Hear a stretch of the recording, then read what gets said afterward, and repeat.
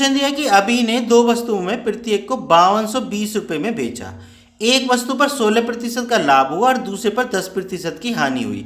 पूरे लेन देन में उसे लाभ या हानि हुई, ये हमें बताना है। तो रुपए में बताना है, प्रतिशत में भी नहीं बताना।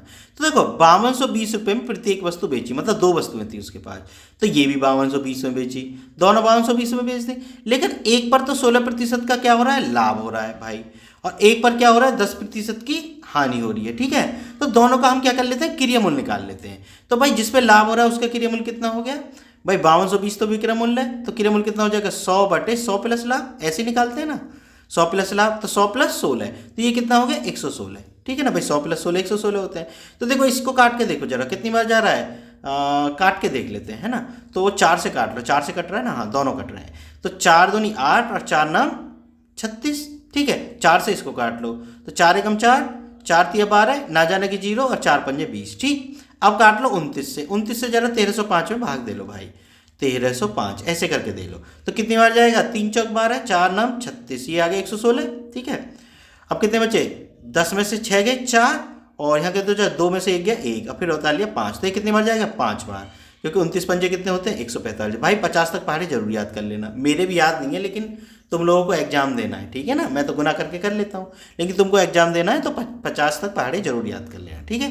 तो ये कितना आ गया, 45। भाई 45 गुना 100 कितने आ गए भाई, इससे 45 बार कटा, तो 45 गुना 100 बार कितने आ गए, 45 रुपये। मतलब इसका क्रिया मूल्य कितना आ गया, 45 रुपये। भाई अब इसका निकाल लेते हैं, जिसपे हानि हो रही है, 5220 गुना 100/100 माइनस हानि। ठीक है ना, विक्रय मूल्य से क्रिया मूल्य ऐसे ही निकालते हैं। ठीक है, अब 100 - 10 है, तो 100 - 10 को क्या लिख देंगे, 90।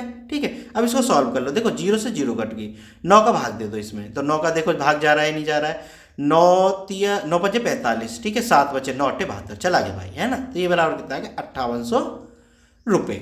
मतलब इसका क्रिया मूल्य कितना आ गया, 5800 रुपये। दोनों को जोड़ दो, क्रिया मूल्य को कितने बैठ रहे हैं, 0 0, 8 और 5 13, 4 5 9 और 1 10, यानी 10,300 इन दोनों वस्तुओं का क्रिया मूल्य है। और विक्रय मूल्य कितना है भाई इन दोनों का, दोनों को जोड़ दो विक्रय मूल्य को, भाई ये विक्रय मूल्य थे ना दोनों को जोड़ दो, तो कितना आया, 2 0 0, 2 दूनी 4 और 2 दूनी 4 और 2 पंजे 10, इतना है। अब देखो क्या हो रहा है, विक्रय मूल्य ये तो है क्रिया मूल्य ऊपर वाला, और ये क्या है, विक्रय मूल्य। तो विक्रय मूल्य ज्यादा है ना, इसका मतलब क्या हो रहा है, लाभ हो रहा है। लेकिन हो कितने रुपए का रहा है भाई, विक्रय मूल्य में से क्रिया मूल्य घटा दो, तो 0 बची, 4 का 4 और 4 में से 3 गया 1, यानी 140 रुपये का क्या हो रहा है, लाभ।